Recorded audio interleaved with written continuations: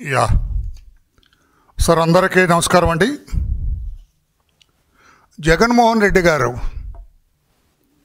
మొన్న పల్నాడు ఆయన ఓదార్పు యాత్ర సందర్భంగా సింగయ్య అనే దళిత వృద్ధుడు ఆయన ప్రయాణం చేస్తున్న కారు కింద పడి చనిపోవటం, ఈ కారు టైర్ కింద అతన్ని తల మెడపైన టైర్ ఎక్కుతున్నప్పుడే ఈయన డోర్ తీసి ఫుట్పాత్ మీద నిలబడి అందరికీ అభివాదం చేయటం, ఇదంతా మనకు తెలుసు. కేసు దర్యాప్తు జరుగుతూ ఉన్నది. ఎఫ్ఐఆర్ ఇష్యూ చేశారు. కారులో ఉన్న వాళ్ళని కూడా బాధ్యులను చేస్తూ ఎఫ్ఐఆర్ ఇష్యూ చేశారు. జగన్మోహన్ రెడ్డి గారు ఎందుకో సింగయ్య కేసులో దర్యాప్తు అంటే భయపడుతున్నాడు ఆయన. I don't know why.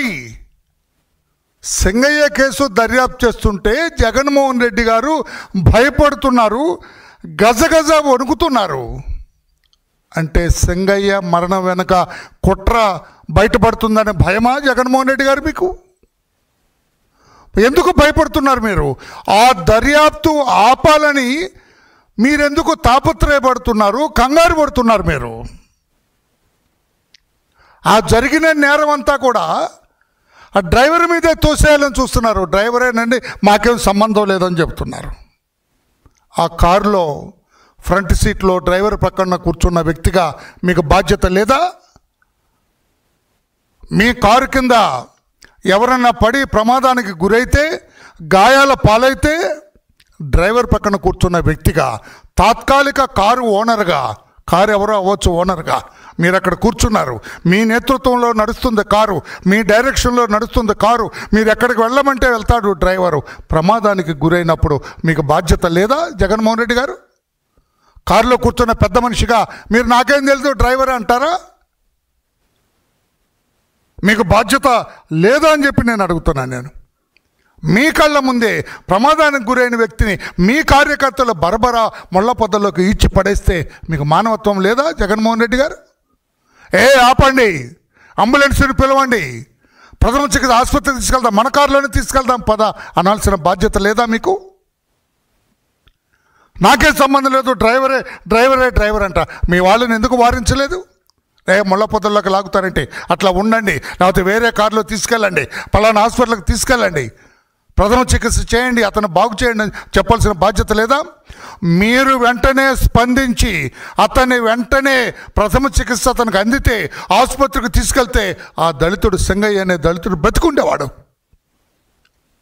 ఇండైరెక్ట్గా అతని ప్రాణాలు పోవటానికి, అతను చావుకు కారణం మీరు మిస్టర్ జగన్. దర్యాప్తు చేస్తే ఇవన్నీ బయటకు వస్తాయి. అతని మరణానికి ఎవరు కారకులు అనేది బయటకు వస్తుంది దర్యాప్తు చేస్తే. మీరు ఓనర్ తర్వాత ఓనర్. ఆ కారులో కారు ఎవరు ఓనర్ అంటే ఎవరు? ఆయన కూడా ఒక ముద్దాయట ఏదో కేసులో. ఆయన కారు మీరు వాడుతున్నారు, టెంపరీగా మీరు వాడుతున్నారు, కానీ ఎవరు temporary owner of that car. Vicarious responsibility ఉన్నది మీకు కూడా. సమాధానం చెప్పాలి మీరు కూడా. బాధ్యత రాహిత్యంగా వ్యవహరించటం కరెక్ట్ కాదు. పైగా ఏంటి, యుద్ధానికి పోతున్నట్టు ఆయన పోలీసు ఆంగ్ల ఆదేశాలన్నీ ధిక్కరించి, పోలీసు సూచనలు ధిక్కరించి, పోలీసు చట్టాలు ధిక్కరించి ఒక యుద్ధానికి పోతున్న సమయంలో ఈ ప్రమాదం జరిగితే మీకు బాధ్యత లేదా జగన్మోహన్ రెడ్డి గారు? దర్యాప్తు ఆపాలని మీరు ఎందుకు కోరుకుంటున్నారని చెప్పాను. న్యాయస్థానాల మీద మీరు ఎందుకు ఒత్తిడి తెస్తున్నారు స్టే తీసుకురావాలని? పత్రికేయులారు ఇది గమనించాలి మీరు కూడా. దర్యాప్తు చేసుకోండి, నా తప్పేముంది అంటం వేరు, అసలు దర్యాప్తే జరగకూడదు, ఇన్వెస్టిగేషన్ జరగకూడదు. జరిగితే కుట్రలు బయటకు వస్తాయనా, మీ పాత్ర బయటకు వస్తుందనా, అతను చావుకు మీరు కారకులు అవుతారని దర్యాప్తు సంస్థ బయటకు తీస్తుందనా? ఎందుకు మీరు న్యాయస్థానాల మీద ఒత్తిడి తెస్తున్నారు? పోలీసులు దర్యాప్తు చేస్తామంటే మీరెందుకు భయపడుతున్నారని చెప్పి కూడా నేను అడుగుతున్నా జగన్మోహన్ రెడ్డి గారు. 5 ఏళ్ళు ఈ రాష్ట్రానికి ముఖ్యమంత్రిగా చేసిన మీరు, ఒక రాజకీయ పార్టీని నడుపుతున్న మీరు నా మానవత్వాన్ని కోల్పోయినారు. ప్రమాదానికి గురైన వ్యక్తిని ఆసుపత్రికి పంపించాలన్న చిన్న ఇంగిత జ్ఞానాన్ని కోల్పోయినారు. ఆ కాన్సెప్ట్లోనే దర్యాప్తు జరుగుతుంటే మీరెందుకు అడ్డుపడుతున్నారు? న్యాయస్థానాల మీద మీరు పెద్ద పెద్ద అడ్వకేట్లను పెట్టుకొని ఎందుకు దర్యాప్తు ఆపాలి, స్టే కావాలని మీరు కోర్టుల మీద ఒత్తిడి తెస్తున్నారో నాకైతే అర్థం అవ్వట్లేదు. అతనికి చిన్న ప్రథమ చికిత్స అందించాలన్న చిన్న లాజిక్ టెంపరీ ఓనర్గా, తాత్కాలిక ఓనర్గా మీరెందుకు మర్చిపోయారు జగన్మోహన్ రెడ్డి గారు అని చెప్పి నేను అడుగుతున్నా. న్యాయస్థానాలు కూడా పూర్వాపురాలు పూర్తిగా విచారించకుండా దర్యాప్తు జరపడానికి వీల్లేదు అని స్టే విధించడం కూడా చాలా బాధాకరంగా ఉంది, ఆశ్చర్యంగా ఉంది మాకు. మేము అడుగుతున్న చట్టబద్ధమా స్టే?